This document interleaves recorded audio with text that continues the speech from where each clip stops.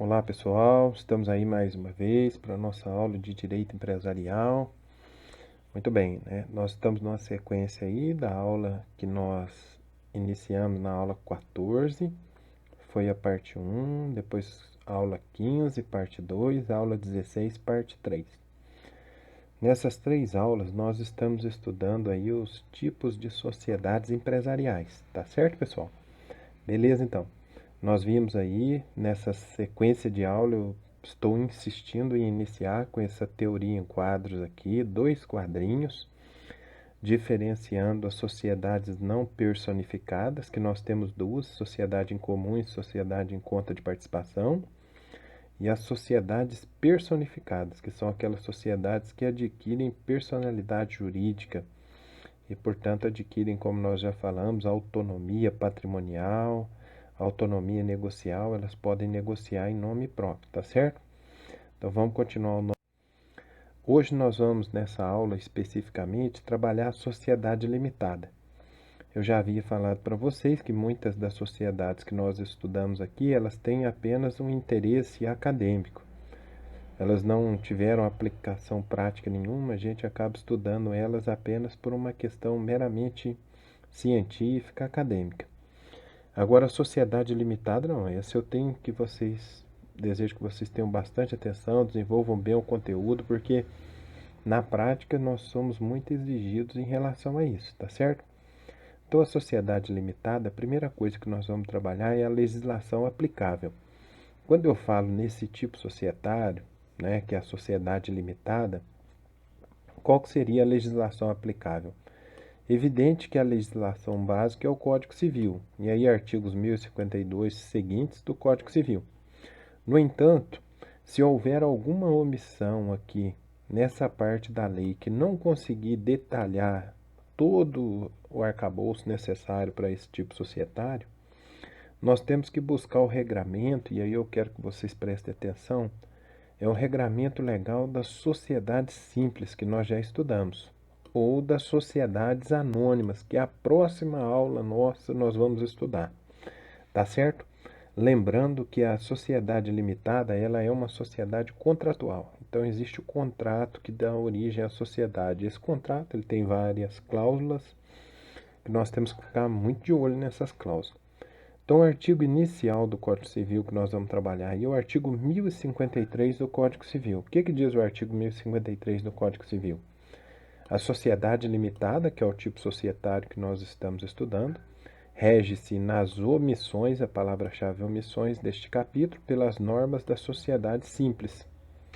O parágrafo único deixa bem claro que o contrato social poderá prever a regência supletiva da sociedade limitada pelas normas da sociedade anônima. Então, veja bem que nós temos as duas formas aí de leis, não é? Os dois ordenamentos jurídicos aí, as duas leis ajudando na omissão. Bom, agora no 6.2 da nossa matéria, o que nós vamos estudar aí, gente? Nós vamos estudar as características. Quais são as principais características da sociedade limitada? Primeiro, a sociedade limitada, como eu disse, é uma sociedade contratual. O que significa dizer que a sociedade limitada é uma sociedade contratual? Significa dizer que o ato constitutivo dela é um contrato social. Este contrato, ele deve observar aquilo que nós estudamos já, que são os princípios contratuais do direito civil, atentando-se especialmente para algumas questões que nós normalmente analisamos dentro da natureza contratual. Lembrando que se ela é uma sociedade limitada, ela traz consigo importantes características que nós já vimos. Então, por exemplo, a liberdade de contratar. Não é uma liberdade de contratar infinita, sem limites. É uma liberdade de contratar limitada. Limitada pela lei, limitada pelo contrato. Número 2, aí nós temos que ver que a sociedade limitada ela tem natureza empresarial ou ela tem natureza simples. Lembra a diferença dos dois? Natureza empresarial exerce atividade empresarial, natureza simples não exerce atividade empresarial. Terceira característica, a sociedade limitada ela pode anotar que nome empresarial? Podemos falar que ela adota aqui dois nomes empresariais que nós vimos. Ela pode anotar a firma social, Então, nós vamos ter, por exemplo, Alexandre Dantas e Renata Franco Restaurante Limitada.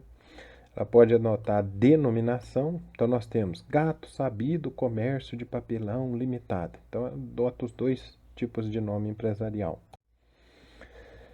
Outra coisa que a gente sempre trabalha nos tipos societários é a responsabilidade do sócio, né? No caso da sociedade limitada, a responsabilidade do sócio está prevista no artigo 1052 do Código Civil.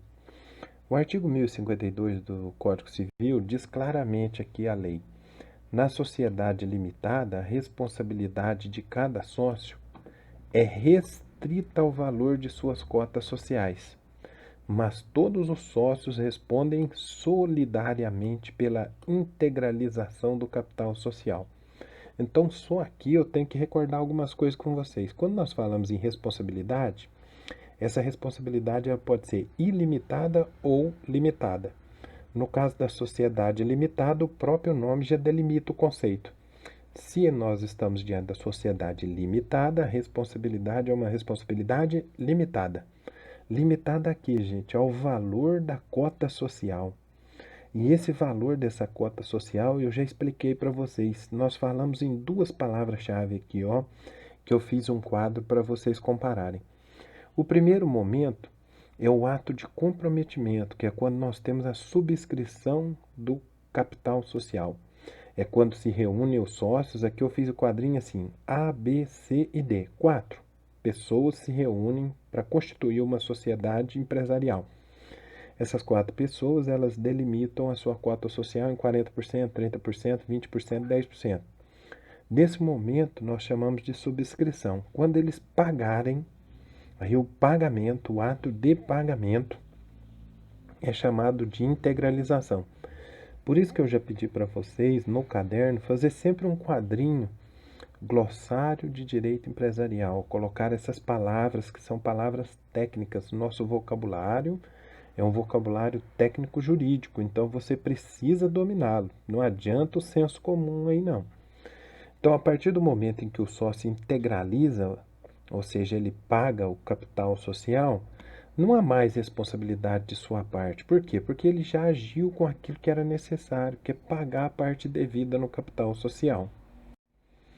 Bom, eu pus um estudo de caso aqui, já expliquei para vocês. O estudo de caso é para a gente trabalhar 3 aspectos: a teoria que nós estamos dando, fazer uma análise para desenvolver o raciocínio de vocês e pensar na vida prática. Então, qual que é o nosso estudo de caso aqui? Vamos analisar? Imaginemos que o valor total do capital social, valor total do capital social da sociedade limitada L, na qual houve a integralização, que é a palavra-chave, é assim que as questões de concurso trazem, por parte de todos os sócios, seja de R$ 100.000. Se o banco B é credor da sociedade no valor de 130 mil e propõe uma ação de execução na qual consegue obter o pagamento de 100 mil, que compõe o capital social, não há como ele executar os sócios pelo que resta nos 30 mil, uma vez que ao contratar com a sociedade L, B já sabia dessa limitação contratual, que é a limitação que nós falamos aqui do capital social, ok? Por essa razão, é muito comum os bancos, no momento da contratação, exigirem que o sócio figure como avalista no contrato, para que eles não percam, tá certo? Então, mais uma vez, eu fiz o quadrinho aqui, só que agora com uma pegadinha. Olha o sócio C. O sócio C, ele fez a subscrição de 20% do capital social. O que quer dizer isso? Ele prometeu, ele se comprometeu a pagar 20% do capital social, porém ele não pagou. Quando o sócio não paga a parte que ele promete, nós chamamos esse sócio, termo técnico de novo, de sócio remisso.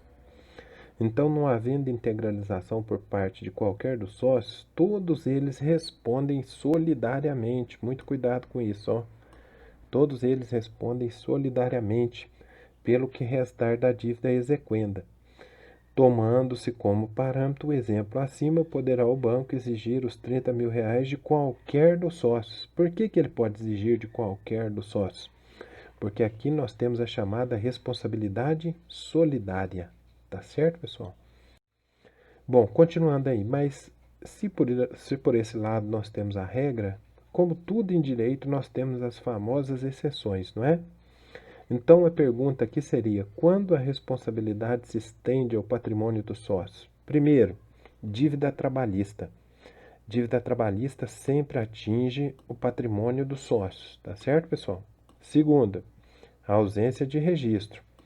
Nos termos do artigo 985 do Código Civil, o registro é o que confere personalidade jurídica à sociedade. Logo, se não há registro, não há que se falar em limitação da responsabilidade. O que nós temos? Na verdade, nós temos uma responsabilidade ilimitada. Por quê? Porque a sociedade sem registro é uma sociedade incomum. Ela existe no mundo dos fatos, ela existe de maneira fática, mas não existe de maneira jurídica, não tem existência jurídica. Na letra C, terceira exceção, é o que nós vamos estudar ainda mais para frente, mas eu já tenho marcado com vocês, é a chamada desconsideração da personalidade jurídica. Então, supondo que 3 indivíduos constituem uma sociedade empresarial e eles pegam o patrimônio pessoal deles e colocam tudo no nome da empresa, porque se houver alguma dívida contra a pessoa deles, eles não vão pagar, porque está tudo no nome da empresa. O que nós vamos ter que fazer? Entrar com uma ação de desconsideração da personalidade jurídica. A letra D fala da violação do artigo 977, que nós já estudamos lá atrás. Qualquer violação de direito gera responsabilidade. E a letra E, que diz que em caso de dívida tributária, quem responde aí é o administrador. Muito cuidado, ó. O artigo 135, inciso 3º do CTN, do Código Tributário Nacional. Vamos lá. Continuando a matéria, nós temos o 6.4 aí no nosso caderno de estudo, né? Nosso caderno de teoria. 6.4, o que eu procurei trabalhar com vocês? As cotas sociais, que é a divisão do capital social, elas podem ser de duas formas. Eu posso ter as chamadas cotas iguais, eu posso ter as cotas desiguais. O artigo 1055 do Código Civil deixa isso bem claro quando ele diz ali: o capital social, que é um termo técnico nosso, divide-se em cotas. Elas são iguais ou desiguais, cabendo uma ou diversas a cada sócio. O parágrafo 1º ele traz uma importante observação. Ó. Pela exata estimação de bens conferidos ao capital social, respondem solidariamente, que a responsabilidade solidária é aquilo que eu já expliquei para vocês. Ao invés de cobrar só do sócio A, eu posso cobrar do A, do B, do C, de todo mundo, ok? Todos os sócios. Mas tem prazo. Sempre que tiver prazo tem que contar, ó, até o prazo de 5 anos, e esse prazo é contado de onde? Da data do registro da sociedade. O parágrafo 2º diz que é vedado. O que eu já expliquei para vocês aqui? Língua portuguesa. É vedado significa é proibido. Aqui é proibida a contribuição que consista em prestação de serviços. Lembra? Lá na sociedade simples, S de sociedade simples, S de serviço. Na sociedade simples, pode ocorrer a integralização do capital social com serviço. Na sociedade limitada, é proibida a integralização do capital social com serviço. Ok, pessoal? Bom, continuando a nossa matéria, então, vamos detalhar um pouco aqui na letra B, formas de integralização do capital social. Lembrando bem que a palavra-chave integralização significa pagamento. Então, como que pode ocorrer o pagamento do capital social? Esse pagamento ele pode ser feito com dinheiro, com bens, e aí bens móveis ou bens imóveis, ou com créditos. O que não entra aqui é o serviço. E outra coisa, atenção, quando a integralização do capital social for feita por imóveis, não haverá, em regra, a incidência do ITBI, que é o Imposto de Transmissão de Bens Imóveis. Isso está previsto aonde? No artigo 156, parágrafo 2º da Constituição, que nós vamos ler aqui. Por que tem esse incentivo? Exatamente para incentivar o desenvolvimento empresarial no país. Então, a Constituição, no artigo 156, diz que compete aos municípios, então aqui ó, é competência do município, instituir impostos E aí nós estamos falando dos impostos de transmissão inter vivos a qualquer título por ato oneroso de bens imóveis, e aí por natureza ou a cessão física e de direitos reais sobre imóveis, exceto os de garantia, bem como os de cessão de direitos à sua aquisição. Aí vem o parágrafo 2º e diz que o imposto previsto no inciso 2, que é o ITBI, ele não incide. Então, ele não vai incidir. Sobre o que, gente? Transmissão de bens imóveis, direitos incorporados ao patrimônio da pessoa jurídica em realização do capital social. Isso aqui que importa para a gente. Então, vamos nos lembrar, tá certo? Outra coisa. Coloquei aqui, ó. Lembre-se que nos termos do parágrafo 2º do artigo 1055 do Código Civil, não é possível a integralização via prestação de serviço. Isso só pode na sociedade simples. Pus uma observação aqui, ó. A responsabilidade pela integralização do capital social. Aí tem aqui mais uma vez um estudo de caso. Imaginemos aqui uma sociedade com A, B e C, que tenham respectivamente 20%, 30% e 50% do capital social de uma sociedade limitada. E que o primeiro ele integralizou por meio de um imóvel. Então, o primeiro, 30% imóvel. E ele é sócio, e o sócio A diz que vale 30 mil reais. Ocorre, porém, que o valor real do imóvel verificado em uma ação de execução movida por um dos credores da sociedade é de 10 mil. Olha que ele falou que valia 30, na verdade vale 10 mil. Como fica, neste caso, a responsabilidade do sócio? Que é sempre uma pergunta de concurso. Considerando que era dever do sócio verificar a exatidão do valor do imóvel no momento da integralização. Essa diferença de 20 mil, gente, poderá ser cobrada de qualquer dos 3 sócios, nos termos, como nós falamos, do parágrafo 1º do artigo 1055 do Código Civil. Nesse sentido, eu trouxe o que para vocês aqui? O enunciado 12 da primeira jornada de direito comercial. Esse enunciado diz o que para a gente? O enunciado 12 da primeira jornada de direito comercial.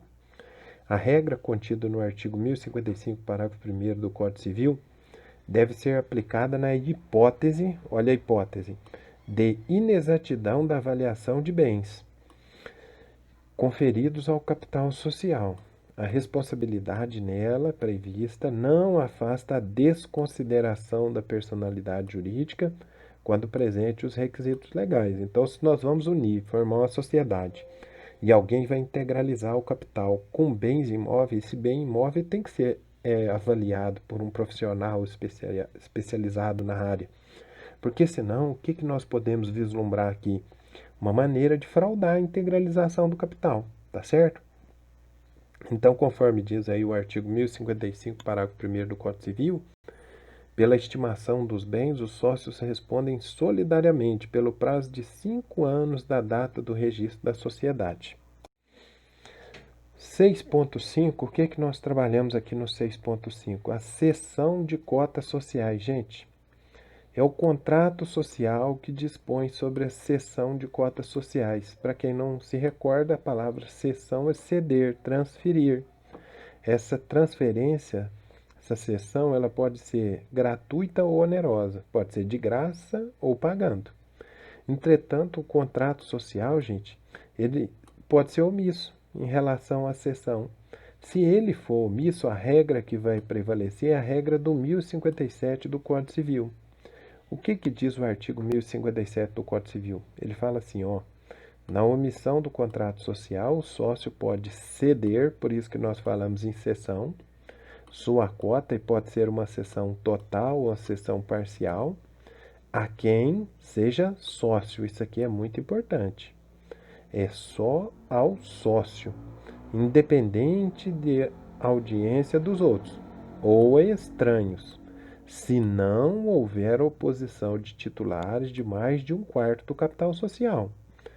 Então tem que tomar cuidado com isso aqui, tá certo? O parágrafo único fala ainda da cessão das cotas sociais, ele diz que terá eficácia quanto à sociedade e a terceiros, inclusive para os fins do que dispõe o parágrafo único do artigo 1003. A partir de quando?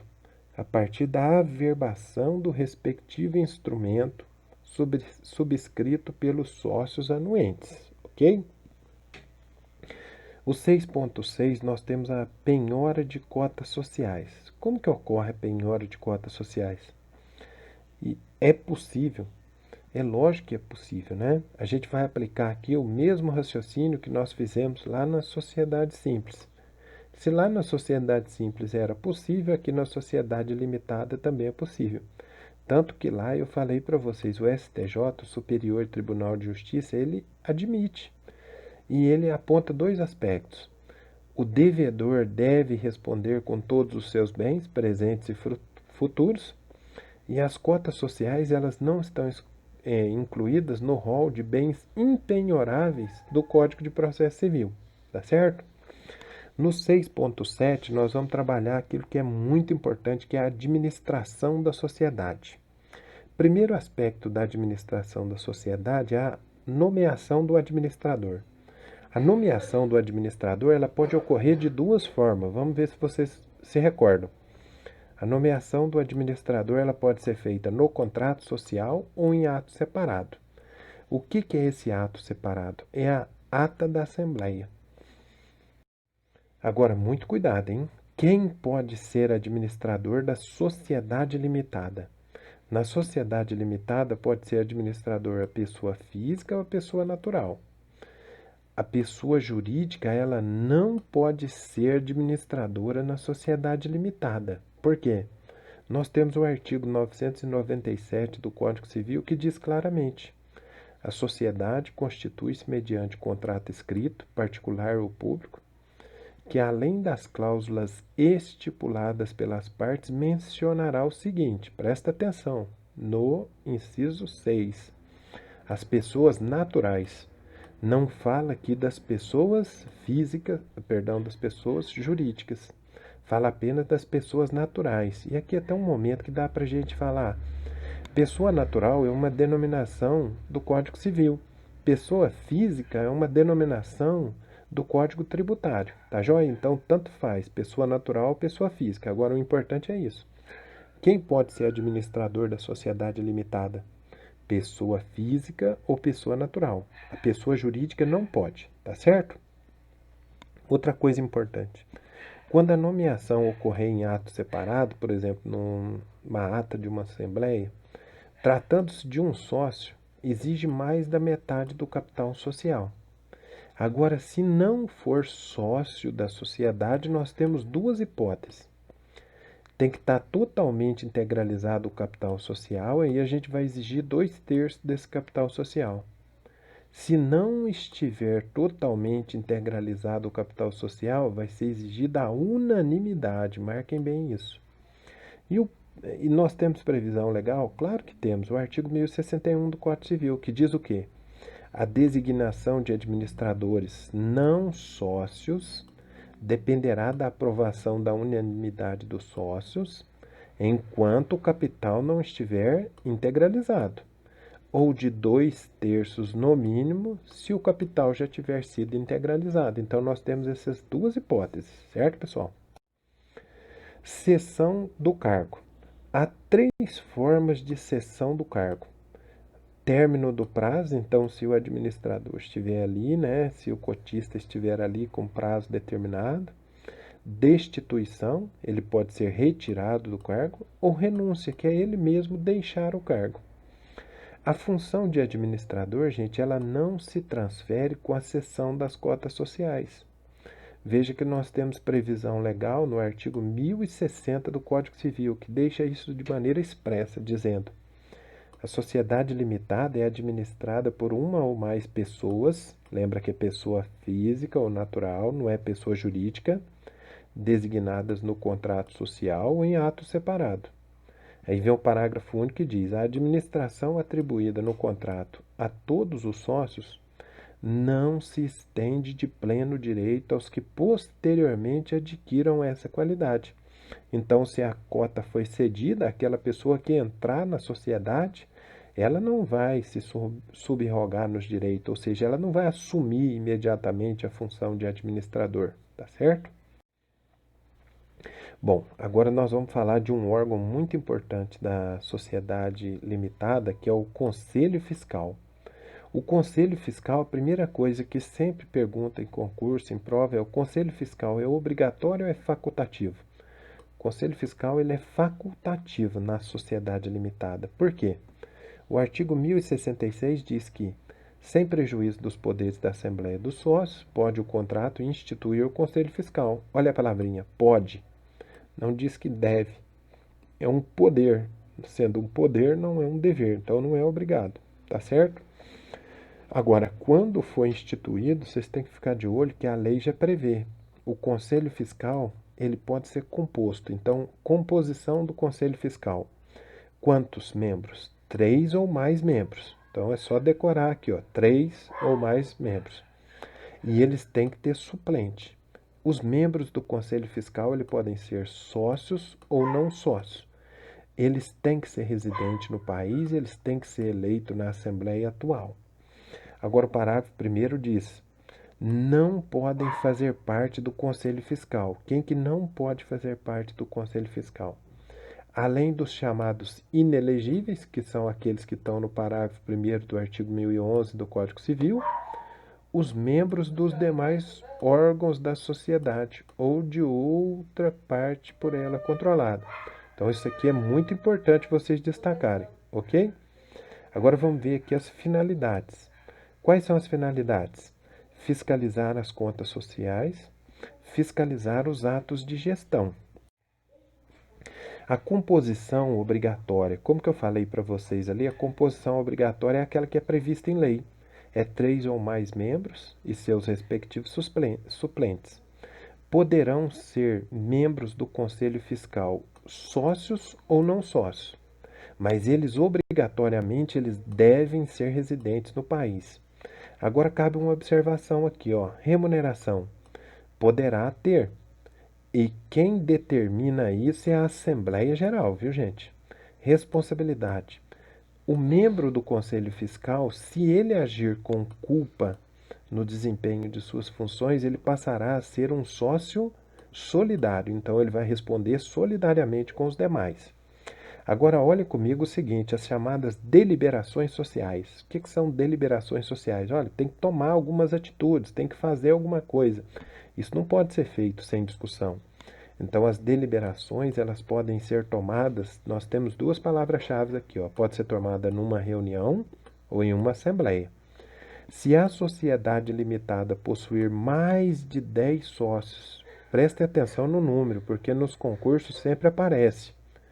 Até 10 sócios, não é até 10 sócios, é mais de 10 sócios. Aí será obrigada a realização de assembleia. Isso está no artigo 1172, parágrafo 1º.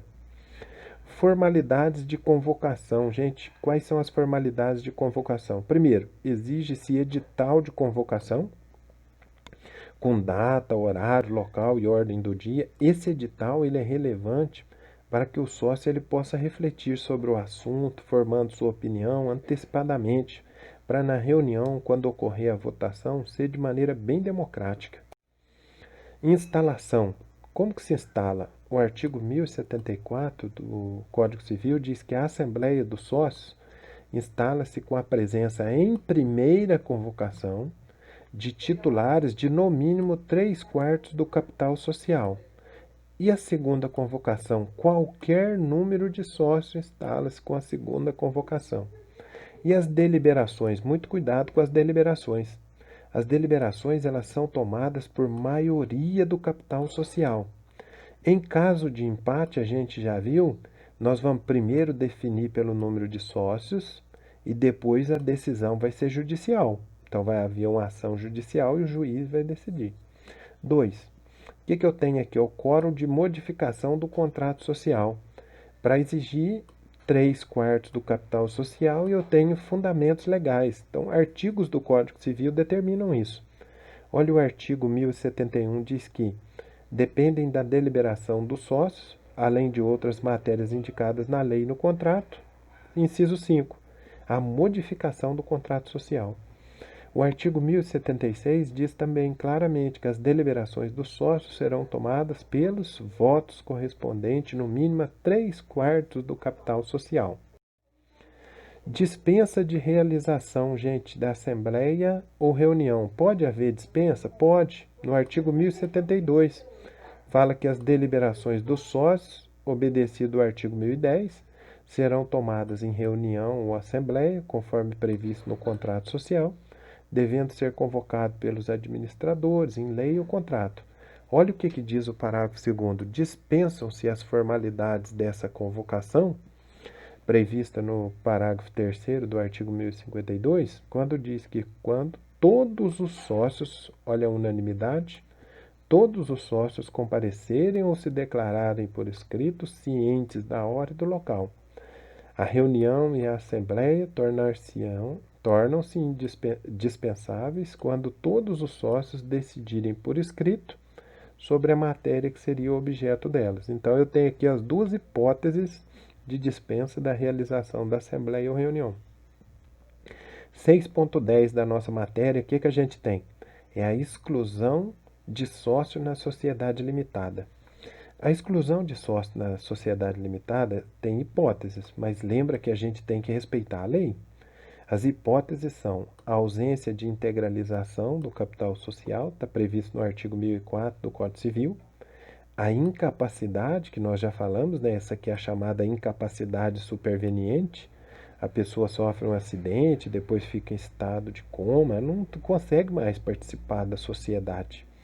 E a falta grave, que nós temos a previsão no artigo 1030 do Código Civil. Nessas previsões aqui, eu quero que vocês fiquem muito atentos ao seguinte. Há ainda uma quarta hipótese que está prevista no artigo 1085 do Código Civil, só que ela é aplicada somente ao sócio minoritário, que venha praticar uma falta grave, colocando em risco a continuidade da empresa. Nesse caso, a gente exige um quórum duplo. É a maioria do capital social e a maioria de sócios. Aí nós caracterizamos, então, uma simples alteração do contrato social. Isso está previsto no artigo 1085 do Código Civil, que diz claramente aí, ó, quando a maioria dos sócios, representativa de mais da metade do capital social, entender que um ou mais sócios estão pondo em risco a continuidade da empresa em virtude de ato de inegável gravidade, poderá excluí-los da sociedade mediante alteração do contrato social, desde que prevista que essa exclusão é por justa causa, porque se for alguma coisa que não está de acordo com a lei, essa exclusão ela vai ser desconstituída por uma declaração judicial, uma sentença judicial. Então a lei ela somente autoriza a exclusão pela junta comercial, na limitada empresária aqui, como nós havíamos falado, e também na limitada simples, se a sociedade apresentar a ata da Assembleia. Por quê? Porque a ata da Assembleia é uma prova documental. Isso está aqui no parágrafo único do artigo 1085, que diz que a exclusão somente poderá ser determinada em reunião ou assembleia, especialmente convocada para esse fim, ciente o acusado, presta atenção, hein? O acusado tem que ter ciência, em tempo hábil, para permitir o seu comparecimento e o exercício do direito de defesa, porque se ele for excluído, desrespeitando esses direitos, ele vai entrar com uma ação judicial e o juiz vai desconstituir tudo o que aconteceu aqui. Bom, vamos ver o aumento ou redução do capital social? Para aumentar o capital social é necessário o que, gente? Capital social existente totalmente integralizado e a modificação do contrato social. E para reduzir o capital social é necessário o quê? A modificação do contrato social e a ocorrência dessas duas causas que nós temos aqui, ó. Depois de integralizado o capital, houver perdas irreparáveis. Se o capital social for excessivo em relação ao objeto da empresa. Bom, aqui a gente chega no final da nossa aula, sempre com o controle de estudo. Quero que vocês marquem com bastante atenção. E na sequência a gente tem os nossos esquemas de memorização. Já expliquei para vocês, os esquemas são para que vocês façam no caderno, grifem, destaquem, reordenem, façam da maneira que vocês acharem mais interessante, porque o mais importante é que vocês realmente aprendam. Aqui procurei colocar mais esquemas aqui, lembrando, todos esses esquemas são do livro Direito Empresarial Esquematizado, do professor Felipe Santa Cruz Ramos. Mais um esquema dele aqui para vocês terem noção certinho. Outro esquema que eu falei das chamadas ali, primeira chamada, segunda chamada. Chegamos no final da nossa aula, pessoal. Agradeço muito a atenção de vocês. Quero que vocês façam o caderno, façam os esquemas. Já falei, os esquemas vocês não precisam ficar copiando, é para vocês recriarem, criarem os esquemas de vocês, procurarem livros interessantes, ok, pessoal? Um abraço, fiquem com Deus, até a próxima.